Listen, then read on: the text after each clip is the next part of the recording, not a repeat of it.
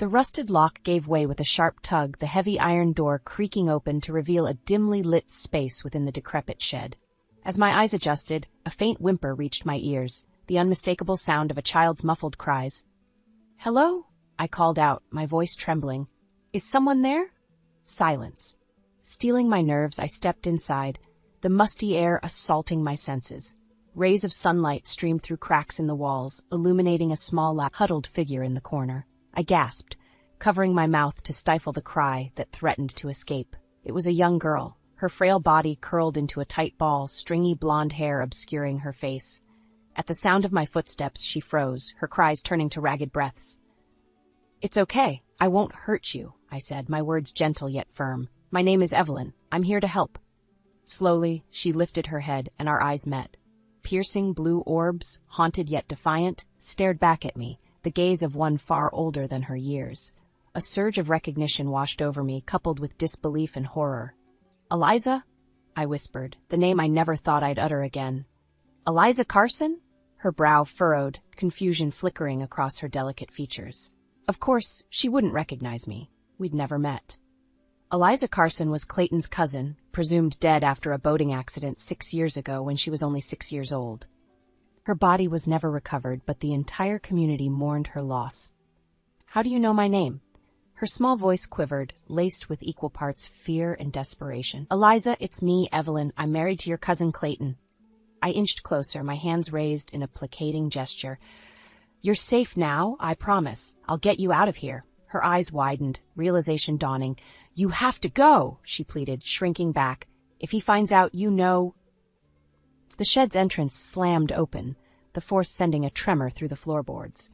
I whirled around to find Clayton, his expression a mix of shock and trepidation. "Evelyn?" His gaze flickered between us, confusion rapidly giving way to panic. "What are you doing here? Get away from her!" I stood my ground, shielding Eliza with my body. "Clayton, what is going on? Why is your cousin, who everyone thought was dead, locked up in this shed?" His Adam's apple bobbed as he swallowed hard.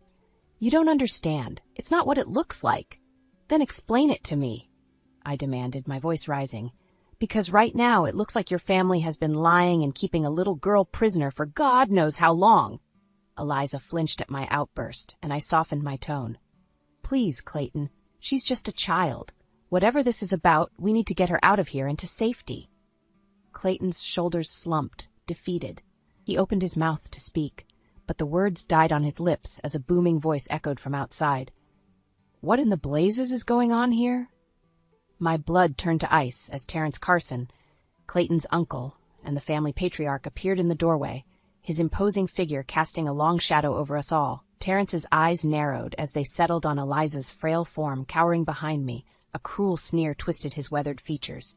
Well, seems the little brat has been discovered." He spat the words like venom. "Didn't think you'd last this long, girl." I tensed, shielding Eliza further from his menacing glare. "What is the meaning of this, Terrence? Why have you been keeping a child locked up like some animal?" He scoffed, unfazed by my accusation. "That's none of your concern, missy. You've stuck your nose where it don't belong."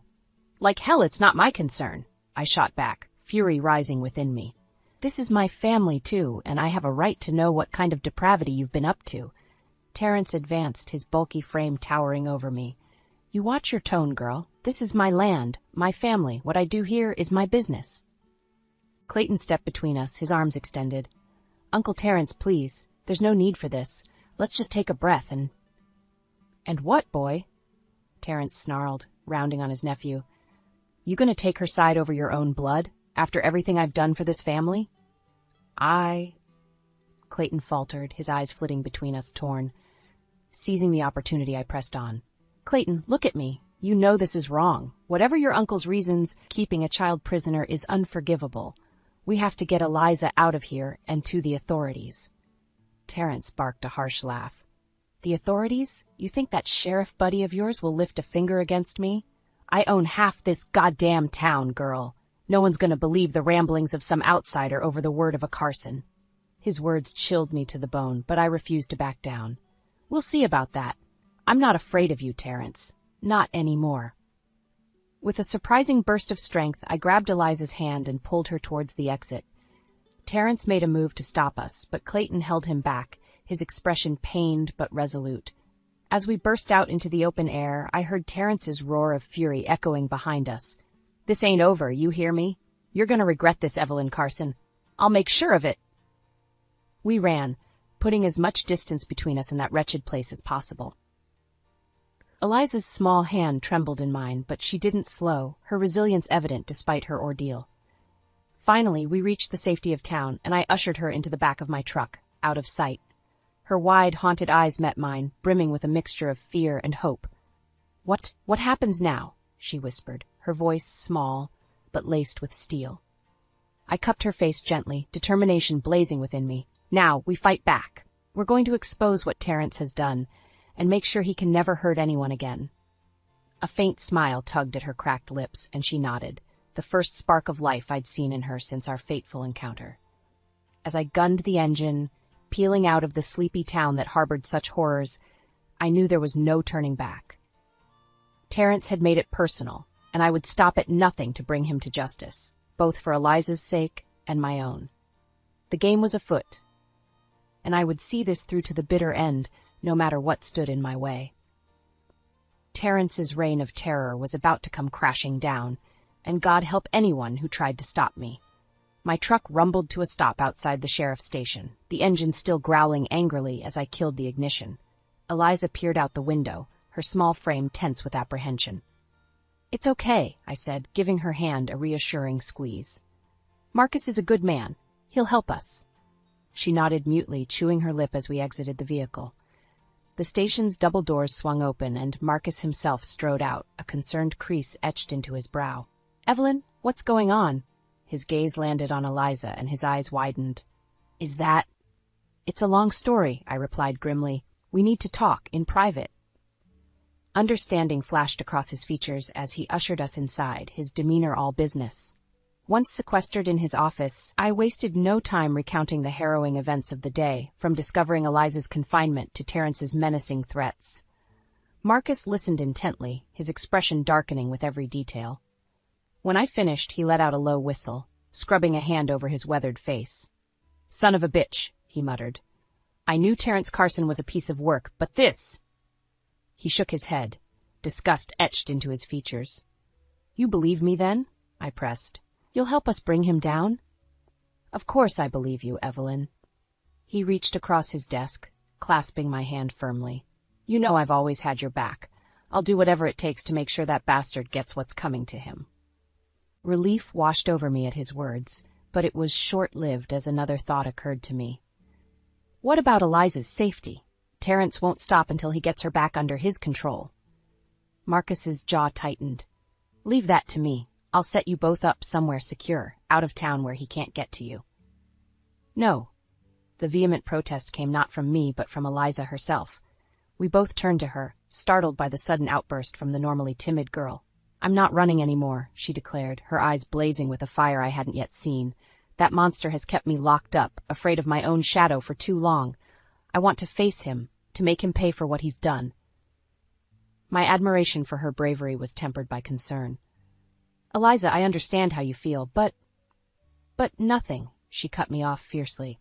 "I may be just a kid, but I'm stronger than he thinks. You said we were going to fight back, and that's what I want to do." I opened my mouth to protest further, but Marcus held up a hand, silencing me. "She's right, Evelyn." His expression was grim but resolute. "If we want to take Terrence down for good, we'll need Eliza's testimony. She's the key to exposing his crimes and making sure he can't wriggle his way out of this." Eliza lifted her chin defiantly, her jaw set in determination far beyond her years. In that moment, I saw not a frightened child, but a young woman forged in the fires of unimaginable hardship, a kindred spirit with an inner strength to match my own. With a slow nod of acceptance, I turned back to Marcus. "All right, what's our next move?" A faint smile tugged at the corner of his mouth. "First, we need to gather more evidence against Terrence, something concrete to back up Eliza's story. And for that—" He paused, his gaze flickering towards the door. "We'll need to bring in some extra firepower." As if on cue, there was a sharp rap at the office door. Marcus's smile widened as he called out, "Come on in, Nina. We've got work to do." Nina Carson swept into the room like a whirlwind, her sharp features pinched with an expression somewhere between apprehension and distaste. Her piercing gaze settled on me, then Eliza, before flicking back to Marcus. "You weren't kidding," she muttered. "The kid's alive." I bristled at her dismissive tone, but Marcus held up a placating hand. "Nina, you know why I called you here. We need your help taking down your father once and for all." A flicker of emotion passed over her face, a mixture of anger and hurt so fleeting I almost missed it. With a curt nod, she seemed to steel herself, smoothing her features into an impassive mask. "Fine.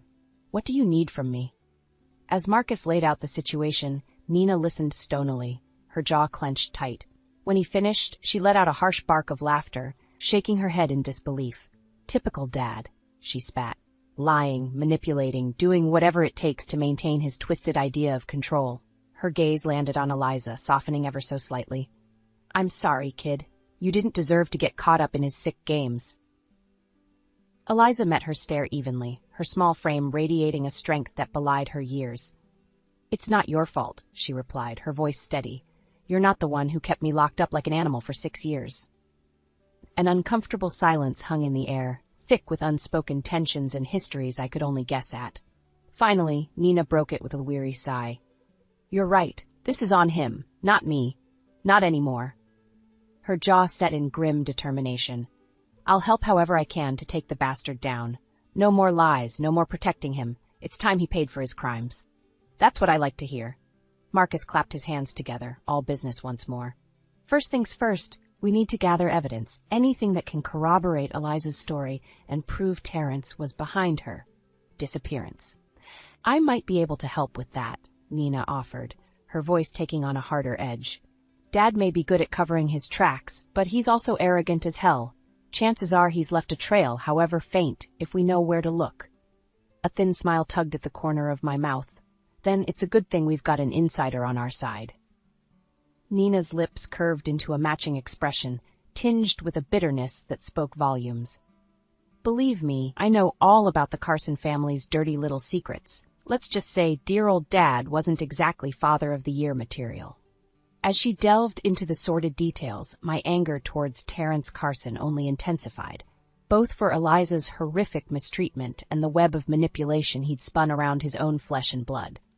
This man's villainy knew no bounds, tainting everything and everyone he touched like a malignant blight. But not for much longer. With Marcus's tenacity, Eliza's bravery, and Nina's inside knowledge, we would unravel Terrence's schemes thread by thread until he had nowhere left to hide. Come hell or high water, he would face justice, both for his sake and mine. When Nina finished her grim recounting, I turned to Marcus, my expression hardening with resolve. "Where do we start?" The sheriff leaned back in his chair, a feral glint in his eye. "At the beginning, we're going to dig into every inch of Terrence's life, turn over every rock until we find the proof to bury that son of a bitch for good." He paused, letting the weight of his words sink in before continuing grimly. "Whatever it takes." The Carson family estate loomed ahead, its wrought iron gates an imposing barrier guarding the secrets that lurked within. Nina gripped the steering wheel tightly as we approached, her knuckles white with tension. "You sure about this, Evelyn?" she asked, her voice tight. "There's no going back after we cross that line." I eyed the foreboding manor, feeling its dark presence like a weight pressing down on me. "I'm sure. It's time we got some answers, straight from the devil's mouth." Nina gave a grim nod before punching in the code, the gates grinding open with a piercing shriek of metal on metal. We pulled through, the tires crunching over the gravel drive as we neared the main house. Lorraine Carson was waiting on the porch, her arms crossed defensively over her chest. As we climbed out of the car, her pinched expression softened briefly at the sight of her daughter. "Nina, what are you doing here?" Her gaze landed on me, eyes narrowing to slits. "And you brought her? After everything that's happened?" "That's exactly why we're here, Mother," Nina replied coolly. "We know what Dad's been up to, about Eliza. It's over." Lorraine flinched as if struck, panic flitting across her features before being hastily masked by a stony facade. "I don't know what you're talking about." "Can it, Mom?" Nina snapped, her patience clearly waning. "The lying, the cover-ups, it all stops now. We're going to take that sick bastard down, and you're either with us or against us. A tense silence stretched between them, heavy with unspoken history and roiling emotions. Finally, Lorraine's shoulders sagged in defeat. You always did have a way of cutting through the bullshit, Nina. She sighed, suddenly looking every one of her 53 years. I suppose I can't keep denying it any longer. Gesturing for us to follow, she led the way inside, her measured steps echoing hollowly through the cavernous foyer. My gaze swept over the opulent trappings, gilded mirrors, priceless antiques, and not a single personal touch to be seen. Like a museum frozen in time, devoid of warmth or life. How fitting for the Carson family. Lorraine ushered us into a dimly lit study, the heavy drapes drawn against the dying sun outside. A glass of amber liquid sat untouched on the mahogany desk, a telltale sign of its occupant's recent presence. At our entrance, Terence rose from the worn leather armchair, his expression thunderous. What is the meaning of this intrusion? He growled, his eyes flicking between Nina and me with undisguised contempt. I don't recall inviting you piranhas into my home. Can it, Terence? Lorraine said, her voice low but laced with a surprising venom. We're done with your lies, your deceptions. It's time we settled this, once and for all. For a fraction of a second, a flicker of unease passed over Terence's craggy features. There and gone so quickly, I wondered if I'd imagined it. Just as swiftly, the mask of arrogance slammed back into place, his lips curling into a contemptuous sneer. So the family betrayers have come to rally against me, have they? He shook his head with a mocking chuckle. You're welcome to try, but you'll find I'm not so easily cowed. We'll see about that, I bit out, barely containing my fury. We know what you did to Eliza, you twisted son of a bitch. Keeping a child locked up like an animal for your own sick gratification? That's a new low, even for you. His gaze locked with mine, cold and unflinching. You have no idea what you're talking about, girl. Everything I've done, everything, has been for the preservation and protection of this family's legacy. Terence's words hung in the air like a noxious cloud, his twisted justification chilling me to the core. Before I could formulate a response, Nina stepped forward, her eyes blazing with barely contained rage. That's enough of your rationalizations, you sick fuck, she spat. We're done playing by your rules. Eliza is safe, the jig is up, and you're going to pay for what you've done. A muscle twitched in Terence's jaw, the first crack in his impassive facade. You ungrateful little bitch, he snarled, his voice low and menacing. After everything I've sacrificed for this family, this is how you repay me? Sacrificed? Nina let out a harsh bark of laughter. Is that what you call systematically destroying us from the inside out? Alienating Mom? Driving me away with your toxic vitriol? Wake up, you delusional bastard. The only thing you've ever cared about is maintaining your twisted power trip. I could see the fury building in Terence like a raging inferno, his body practically vibrating with the effort of restraining it. When he spoke again, his tone was soft, almost gentle. Nina, you have no idea the things I've had to do to preserve our legacy, the sacrifices, the difficult choices. His gaze bored into her, sharp as flint. You think I wanted to do what I did to Eliza, that I took pleasure in it? The air left my lungs in a shocked rush. Terence's admission hung there, visceral and horrifying. Nina looked equally sickened, her skin taking on an ashen pallor. You monster, she choked out. How could you? How could I? Terence roared, the floodgates finally bursting open. That sniveling brat was a liability, a blight on our family's good name. She had to be dealt with, made to disappear for the greater good. My hands curled into white-knuckled fists at my sides as a wave of revulsion crashed over me. This man's depravity knew no bounds, not even when it came to his own flesh and blood. So you admit it, I bit out through gritted teeth. You're the one who made Eliza disappear, then kept her locked up like a prisoner all these years. A cruel smile twisted Terence's lips. Give the girl a prize. Yes, I orchestrated the whole thing. The boating accident, the fake investigation, all of it. And you want to know the real kicker? He leaned forward, his eyes glittering with perverse glee. Her own sniveling parents were in on it from the start. A startled gasp from Lorraine was the only sound in the deafening silence that followed. Nina looked utterly shell-shocked, her mouth working soundlessly as she struggled to process her father's horrific revelation. It was Marcus who finally broke the stillness, his voice hard as tempered steel. "That's more than enough confession." With a deft movement, he had his sidearm leveled squarely at Terrence's chest, his expression utterly devoid of mercy. "Terrence Carson, you're under arrest for the kidnapping, unlawful imprisonment, and endangerment of a minor. You have the right to remain silent." As Marcus recited the Miranda rights, cuffing the now ranting Terrence with practiced efficiency, I caught Nina's eye across the room. The anguish and betrayal etched on her features said it all, the last thread of family loyalty severed for good. No matter what came next, there would be no coming back from this day. Terrence's web of lies and manipulation had finally been laid bare, the depth of his evil exposed for all to see. My path was clear now, forged in the fires of this hard-won truth. By whatever means necessary, I would ensure Terrence faced the full weight of justice for his unspeakable crimes. If it was the last thing I did, he would pay. The courthouse was a madhouse, swarming with reporters and gawkers, desperate for a glimpse of the sordid drama about to unfold.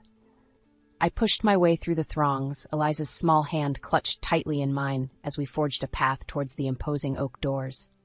"Just keep your head down," I murmured, shielding her from the flashing cameras and shouted questions. "It'll be over soon." She gave a tiny nod, her jaw set in a determined line far beyond her years. Despite her diminutive stature, she carried herself with a quiet strength that never failed to fill me with awe and a fierce protectiveness.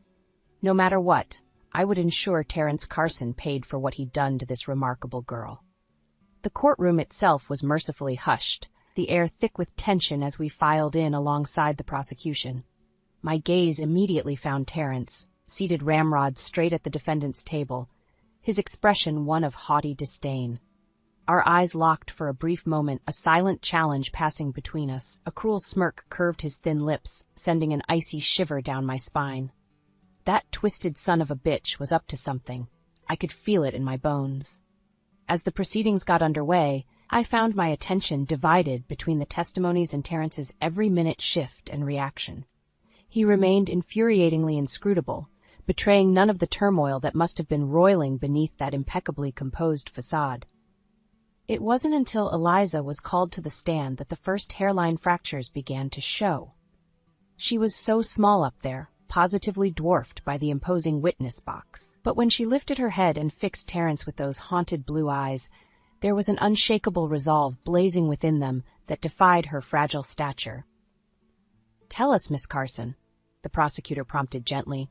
"In your own words, what happened the night you disappeared 6 years ago?" A hushed stillness descended over the courtroom as Eliza drew a fortifying breath.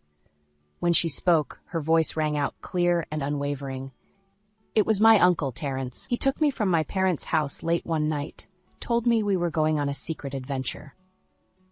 She recounted the harrowing tale in disturbing detail, the staged boating accident, the wrath hole in which she'd been imprisoned all these years, the mind games and emotional torment at Terrence's hands.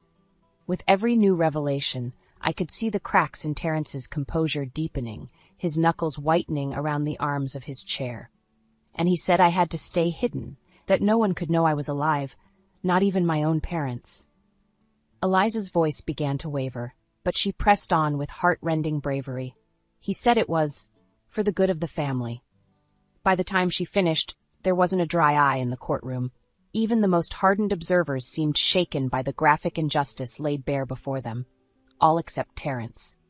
As Eliza was finally excused, his booming voice rang out, shattering the somber silence like a thunderclap. "You little lying bitch!" Before anyone could react, he'd surged to his feet, teeth bared in an animalistic snarl as he lunged towards the witness stand and Eliza. A collective gasp went up from the gallery, but I was already in motion, hurling myself bodily between the raging monster and his target.